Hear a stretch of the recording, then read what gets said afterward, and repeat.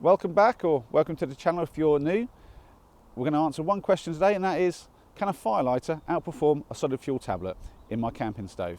This here's Henry, he's my eldest, and this here is Ethan, he's my youngest. And you may have heard me mention him in the last video because he's the one who lent me Catty for the trip to keep me company. We'll all be travelling up north in the next couple of weeks, doing some big adventures. In the past, I generally know where I'm going to be camping and plan everything out really carefully so to make sure I'm going to have fuel where I'm going to be and I've got something to burn in my camping stove. This time, however, when we go up north and I go on my adventures, I'm obviously going to be trying a few wonky line missions, maybe even doing a bit of an overnight camp somewhere where I'm not planning to be camped.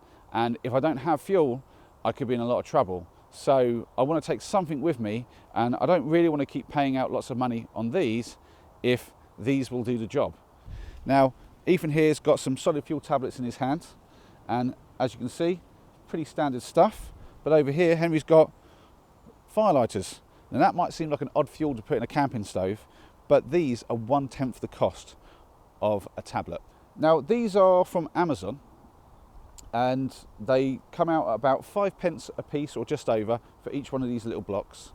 These are from Amazon as well, and they come in at about 50p if you're buying them in bulk in similar sort of quantities to this. But for what I bought here today, that actually cost me 60p. So anyone who's used these does know they smell quite a lot and they can reek in your backpack, and that's not pleasant. So you have to make sure you've got them wrapped up fully or in some kind of container, and that's extra added weight. Now these don't smell at all bad. They're just a little bit of a waxy smell, because that's mostly what they're made of, just wood and wax. And these are actually natural, which I quite like. I like to use natural materials where I can.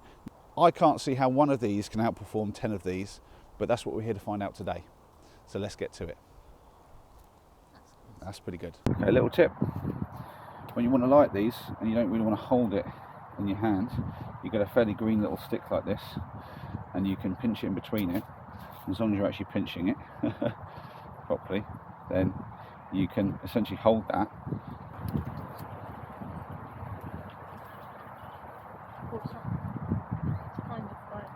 Yeah, it's going now. Oh. And it went off. Oh my god. Oh, and the lights off. Well, there's the first thing you can say about these. They do not light as easy as all that. And they like to go out.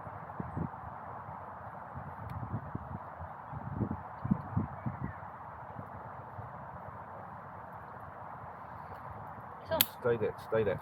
Yeah, it's staying lit now. There we go. So just throw that in there. Centre it.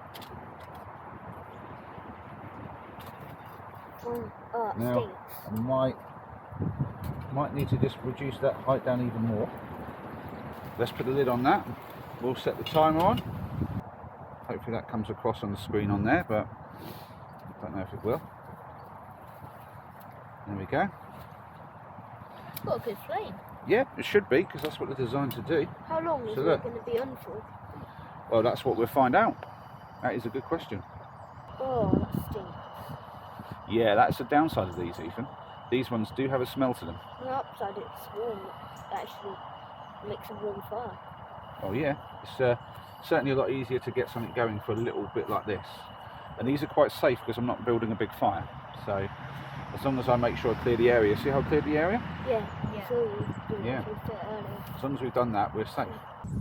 It's been almost 8 minutes now, and the fuel tab is pretty much burnt through, and we failed to even boil 300 mils of water in that. So that's not good going by those, really. That's pretty bad.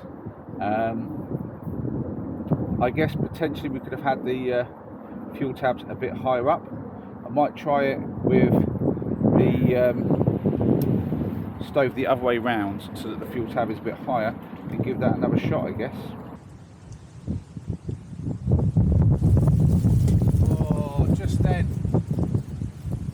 Oh, I tell you, windy conditions.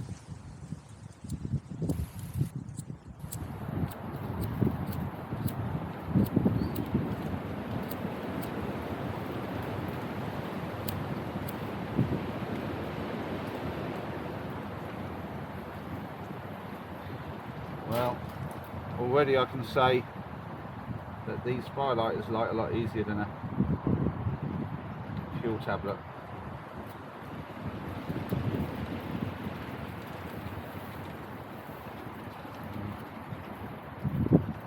Let's put that there. And we're going to keep the You gonna burn the time? stove nice and low to it.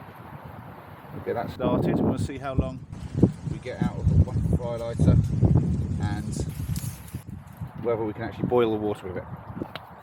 It might be annoying to have the wind with us, but it's a good proper test really. Lab testing.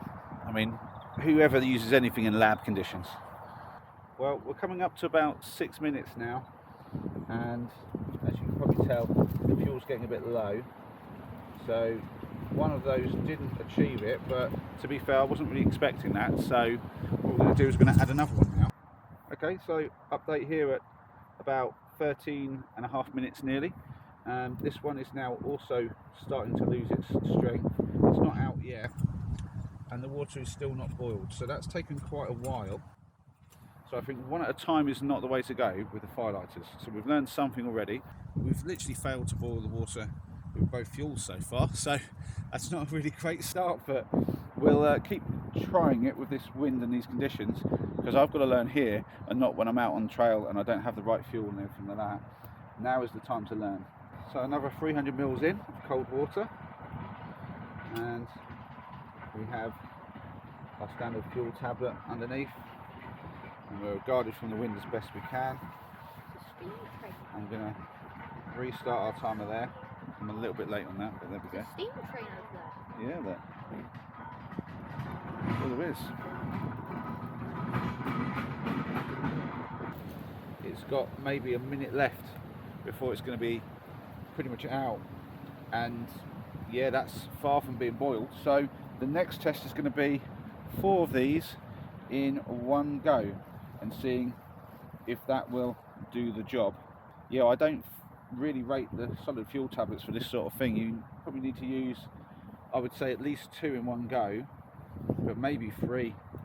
It's just, that's a lot to pay out for just boiling one bit of water in windy conditions. But when is it not windy? I've got a feeling this one's going to work, and if 4 of these can outperform the other one to the point where this can even get the water to a boil and one tablet couldn't, then we have our answer, because this isn't even half the cost of a fuel tablet to have 4 of these, and they light a lot easier. That's a lot more heat coming off it. Feel that, boys? It's a lot more heat. Yeah, a lot more. Not too close now though, Ethan. Can you feel it, Henry? Yeah. It's a lot more heat, isn't it? Yeah, I think that might be boiling. The steam coming off it constantly now, you see that? Yeah? If I lift this up, we'll see bubbles. Yeah, there you go. It's bubbling. We've got to the boil. So under 9.5 minutes. And we still have some fuel left, but not a huge amount. But I'd say that's a clear winner. There's no doubt in my mind that's a clear winner. The fuel tablets absolutely failed to get that boiling, no matter what format I had the stove in. And in this format, I was able to do it with just 4 of the firelighters. So 4 firelighters outperform one tablet, no problem. But yet, that's essentially 20p's worth of fuel, and a tablet would cost me 50 to 60p. So, yeah, that's a clear win. So the natural firelighters have completely owned the fuel tablets. They're a waste of time, and this is easily the best fuel to have. I can get some even cheaper than this from places like Poundlands. For you in America, that is kind of like your dollar store. I might be tempted to do a test in the future to trial these against those, maybe some other solid fuel tablets, maybe some other types of fuel as well.